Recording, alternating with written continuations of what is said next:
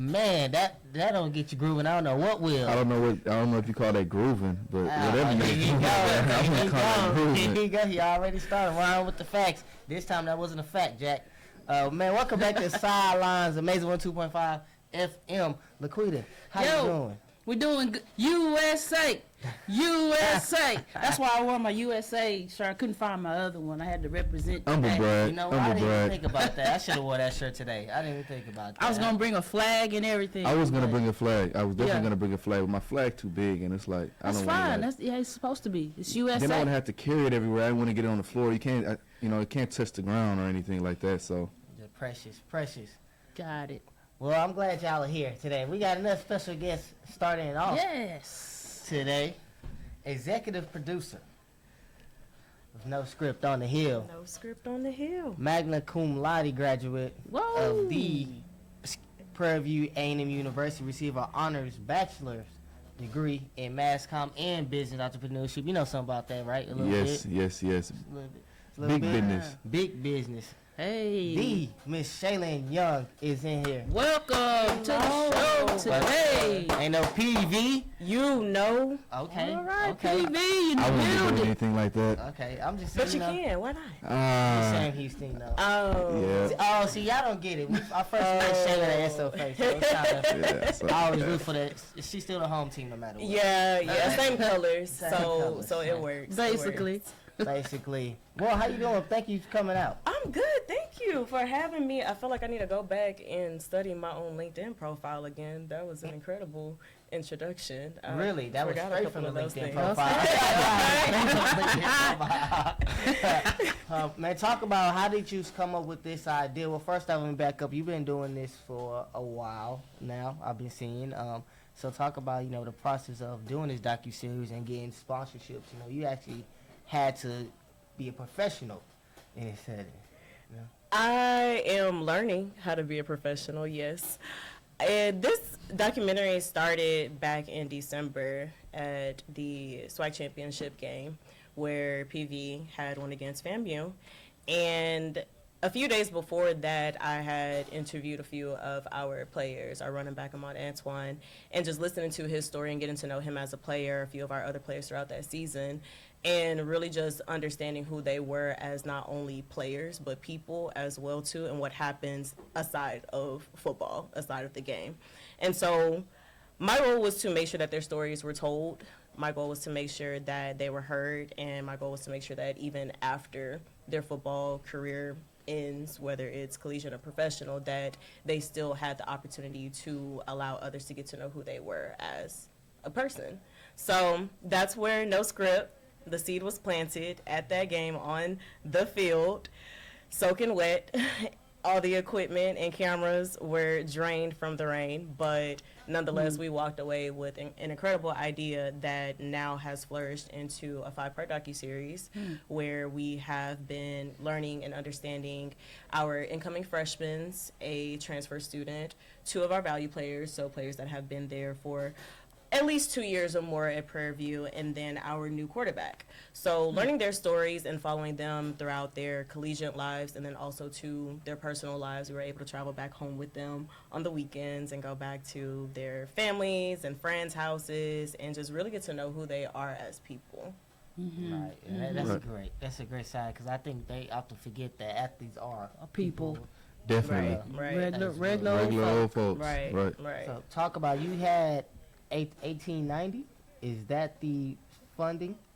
1876. 1876. Yes, 1876. Talk about, because I know that was huge in getting this done, and the support that they gave y'all being. He throwing slick shots over here. being an organization on Prairie View A&M. Right. So 1876, the 1876 Athletic Foundation is a foundation who we have many sponsors and foundations amongst Prairie View. Prairie View is a massive society, I'd like to say. In 1876, the 1876 Athletic Foundation is one of many of our great sponsors that we have at the university. And I actually met a few of the board members about 2.5 years ago. Mr. Joseph Clay and Mr. Roland Austin. I was actually an intern for them in 2021. And that's how I actually got introduced into sports in that entirety of a world. Before, I had always said I would never get into sports. I wanted to do broadcasting, but I didn't want to do sports. And lo and behold, God had another plan. Yeah, always, right? But just getting to know them and interning for them and working for them and carrying that relationship throughout the years has allowed me to keep them around. And so when I have these great ideas, they've always supported me, and they've always been like, Shay, you have creative control, so just go out and do it. And so when we came up with this idea for the documentary, it was pretty much just a conversation like, hey, I have this idea, you have the resources, how can we make this work? And so they are our sponsors, they are our co-producers in this documentary, and they have helped us a lot with making sure that we have the resources we need to produce this. Wow, that's really good, because you don't see that very often, that kind of relationship that rolls over into a sponsorship. Right. Let me ask you, what are some of the things that you learned from doing this project with the players, either about them as athletes or people, or about the experience itself, or about yourself? What are some things that you learned in this process? I learned that being a student athlete is no joke. Okay. It is no joke. I think I've never been a student athlete in college, and I wasn't a consecutive athlete in high school. So, and essentially high school and college is much different anyways. When you're in high school, you have a lot of activities, and being an athlete is much different than being a collegiate level athlete, where college in general is a lot. So I believe that I really I underestimated how much work and how much devotion and how much energy it takes for these players to do what they do. Whether it's working out at 5 a.m., 4 a.m. to practice with their team, and then after that you're practicing alone, you're working out, you're trying to get bigger, stronger, faster on your own personal time, because at the end of the day, yeah, you have a team, but individually you are, again, your own self. And so in order for you to be better for the team, you have to condition yourself every day. They're still trying to balance schools, organizations. Some of them are Greek. Just a multitude of things that they do day to day.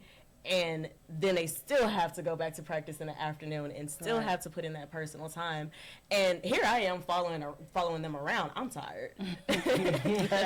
I'm tired. So I'm like, wow, like y'all really do a lot.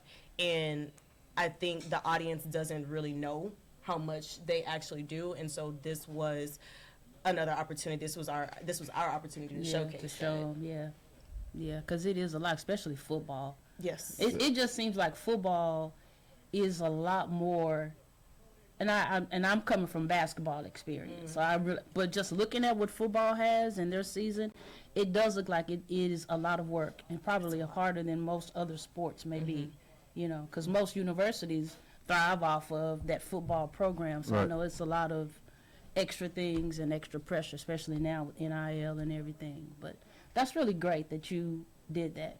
I love it. And it's PV, and it's local. And it's HBCU, all of that. And being a student athlete myself, not too long ago, I really appreciate you highlighting those ins and outs of, the day-to-day and how tedious it gets.